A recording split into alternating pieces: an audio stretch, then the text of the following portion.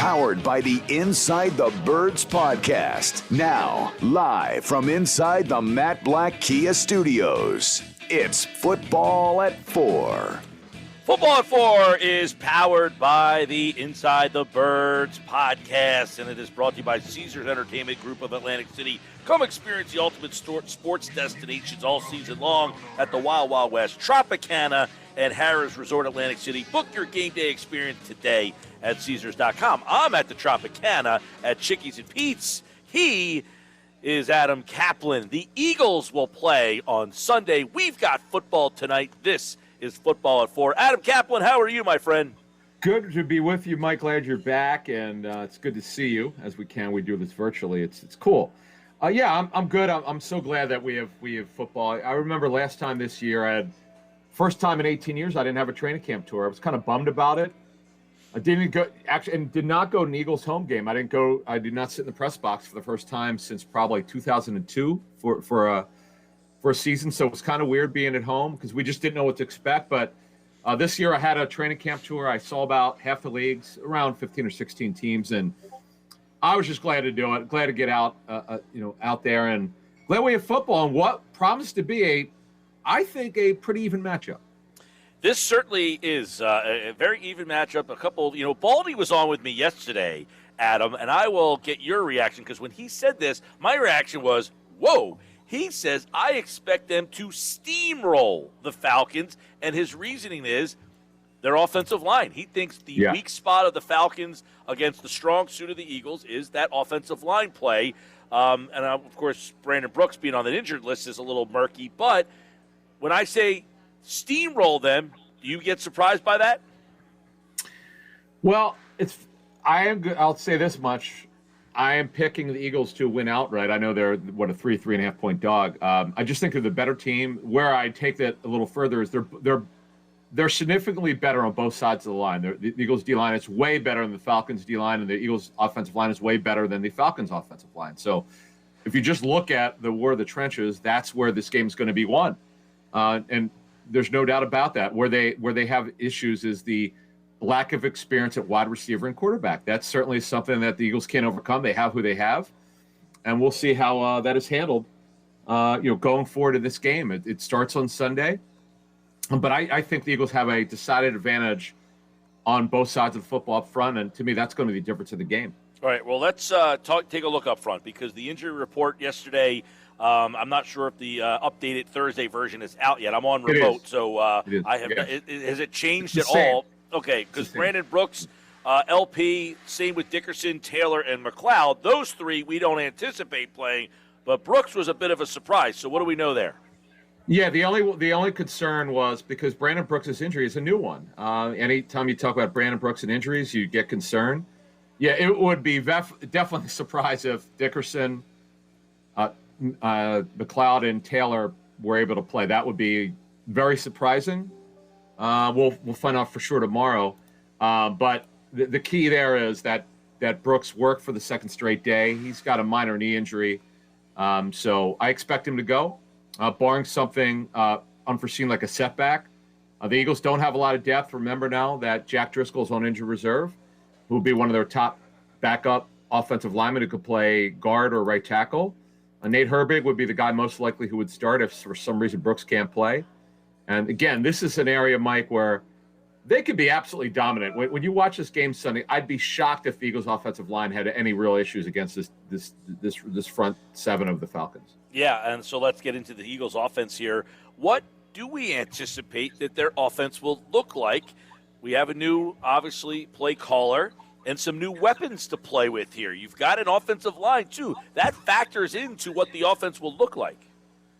Yeah, I still believe it's going to be somewhat of like a West Coast offensive style. I don't want to call it dink and dunk. I don't think that's fair, but a lot of run after the catch.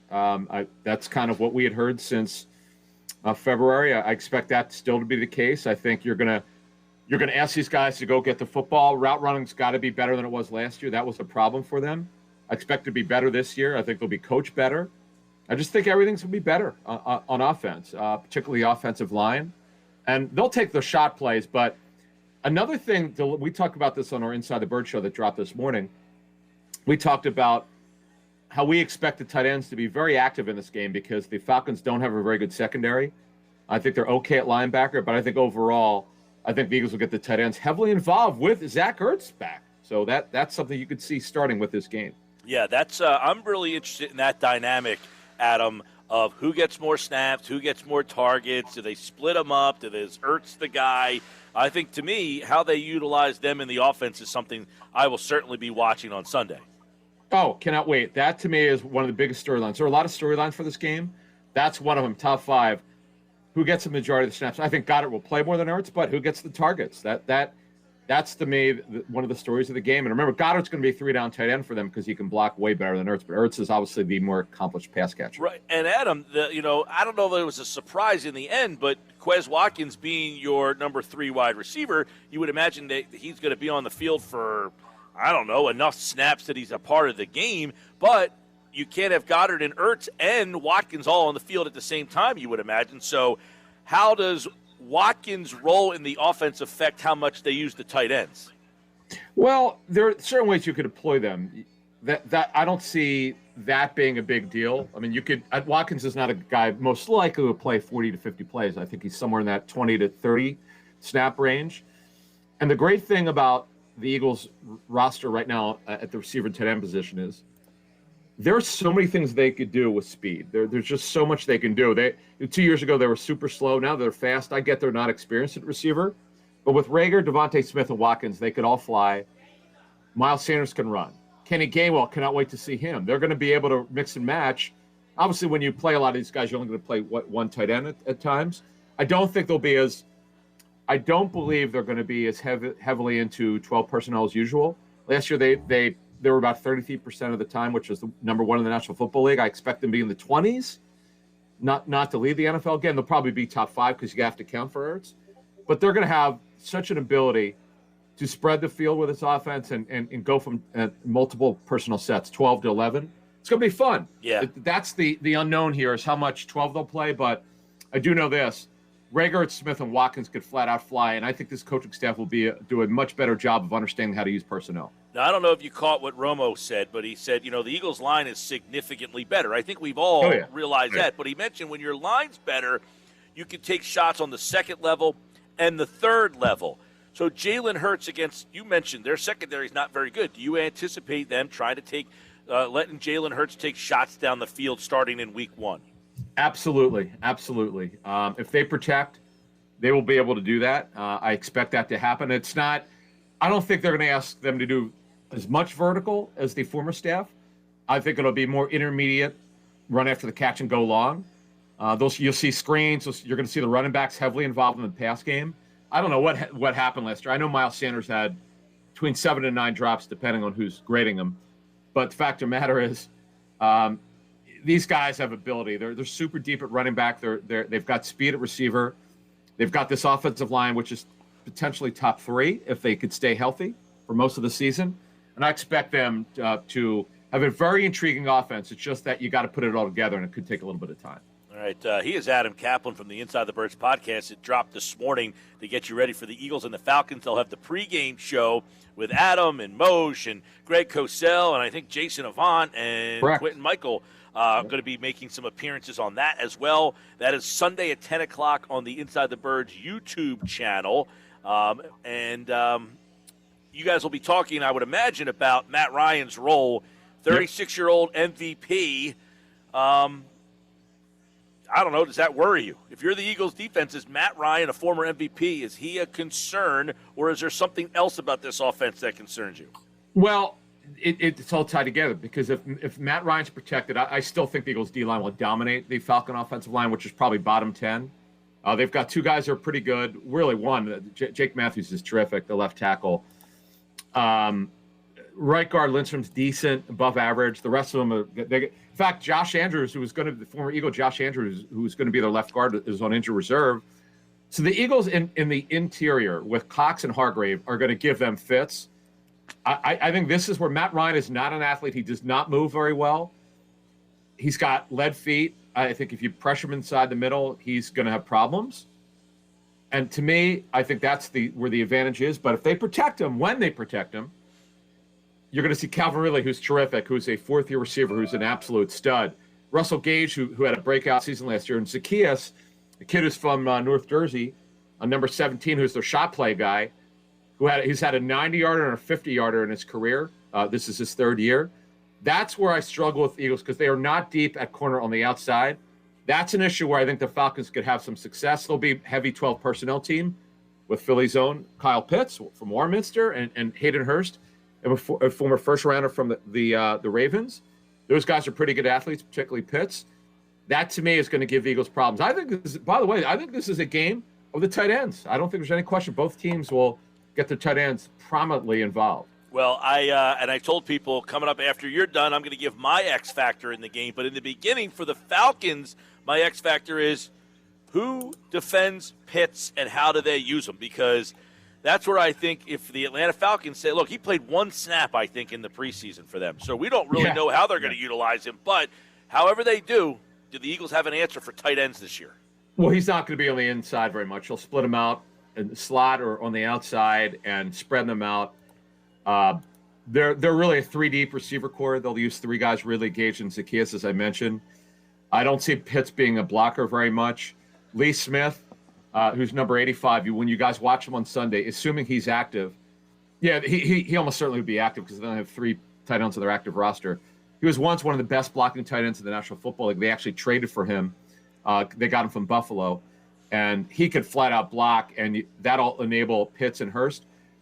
I do believe that the Eagles will have to get physical with these guys. You can't let them get out there and run routes. The problem is the Eagles are very small at linebacker. You could still disrupt the routes by inside 5 yards. You could be physical with them without there being a penalty. But it's going to be a problem for them. Eric Wilson could cover, though, and so could Singleton. But those guys are just bigger and physical, more athletic.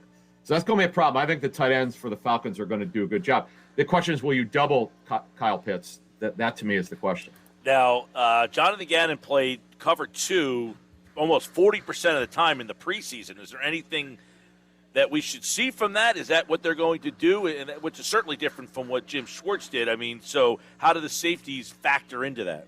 Yeah, and honestly, they did nothing. They didn't show anything. They're going to be completely different. They were very vanilla on defense. They'll play some cover 2 because the Eagles are going to be mostly his own defense. Right. But it's how you deploy your zone and how you try to cover them. I'm very interested to see do they bracket coverage Pitts? Do they keep him inside? Don't let him get outside? Really, he's not really a deep threat. He's running after the catch guy. They're going to have their hands full. The Eagles, as we know, are not deep at corner. Their linebackers historically do not cover very well. This is an advantage, though, the Falcons are going to have. If they protect Matt Ryan, this is where the Falcons could score. Typically, the games are not high scoring week 1. Every once in a while there is, but typically they're not. To me, that's a little bit of a concern. All right. Another one area where I'm interested, Adam, is Calvin Ridley. Obviously, he's a number 1 guy. He's their number 1 guy.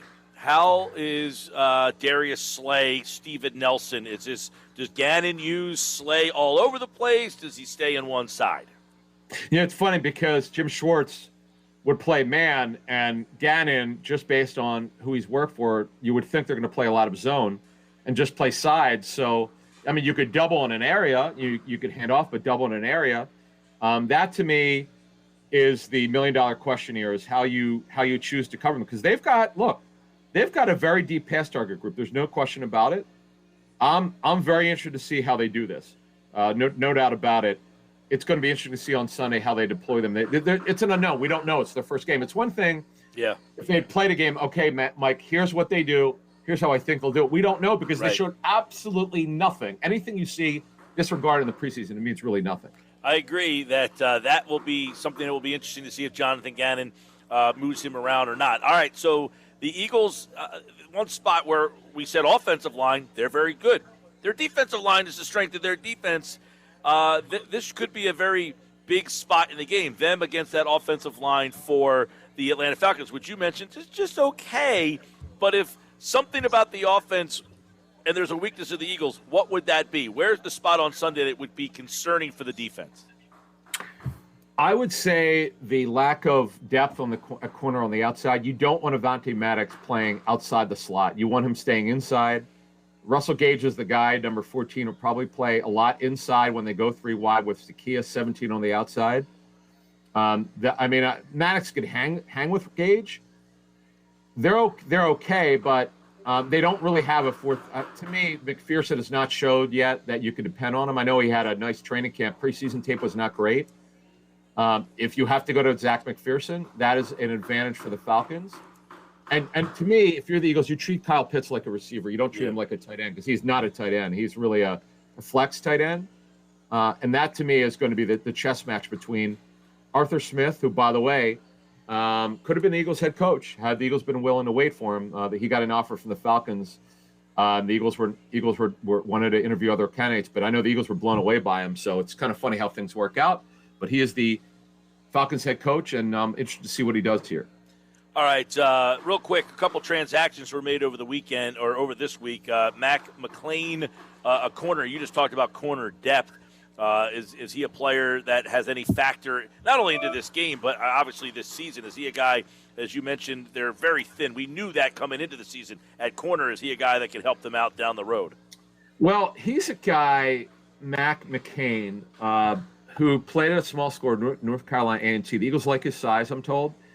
But I'd be stunned if he dressed, because you have guys on the practice squad that you could bring up. Now, we don't know, because Eagles don't have to put an injury report out for their practice squad players. Is Craig James healthy, number 31, who the Eagles know very well because he's been with them for a couple of years. Could he, who had the great training camp last year, that's why he made the team, and he's a good special teams player. If he's healthy enough, you would think he'd be the first guy to come off the practice squad. Michael Jaquette is a guy that they could bring off the practice squad. And remember, you've got the practice squad elevations you can make before the game. You could sign guys off the practice squad. Look, McCain is on the 53. I understand that, but he just got there. And to me, that just is too much of a risk to me. I'd be very surprised. And by the way, I'm also told that McCain had an injury in the preseason. So I don't know where he's from a physical standpoint, but the good thing is, he's not on the injury report, because he's on the 53. You have to list him if he has an injury, and apparently he's healthy enough. So we'll see. But it would surprise me if he dressed. By the way, some breaking news with the Ravens earlier, about a half hour ago. Gus Edwards ACL tear looks like he's out for the year, and Marcus Peters in the same practice. So so the ESPN, all the reports out there say that they fear that that's what they are. And by the way, 99% of the time when the club fears the injuries, I can tell you from reporting on these, they're right. Because they get the stress test. Unfortunately, I was there, crazy. One of my first ever training camp practices when Jamal Lewis tore his ACL. That one, they didn't think it was bad, and then when they got the testing back, it was way worse than they expected. But when they fear it, it's just about always right because of the initial testing that goes on. That's too bad, man. Because remember, they just lost Dobbins to a torn ACL. J.K. Dobbins. It's terrible. So if the MRI within the next 12 to 14 hours shows that's killer. That's absolutely killer because they just don't have the depth. Adam Caplan, Inside the Birds podcast. Don't forget the pregame show on Sunday. The guys will be live starting at 10 on the Inside the Birds YouTube platform. You said you like the Eagles to win the game. I do. What's the score of that game? Is it a big game, close? Yeah, 24-20 Eagles. The only reason why I think it'll be close, because week one, teams are really totally sharp. The Eagles clearly have the better roster, but I'd be surprised. And it's interesting. You've got rookie head coaches here for both teams. But remember, the Eagles are bringing back some coaches from the previous staff, and I think that'll help them, particularly with Jeff Stoutland, Aaron Moorhead, and some other coaches. I think that'll help them. All right, Adam Caplan, looking forward to another season. Football at 4 is here, and tomorrow Andrew DeCecco will be here to give us his breakdown of the game. I guarantee he knows something about Mac McClain as well, as he will be here for tomorrow's edition of Football at 4. All right, Adam, thanks, man. You got it. Thank you.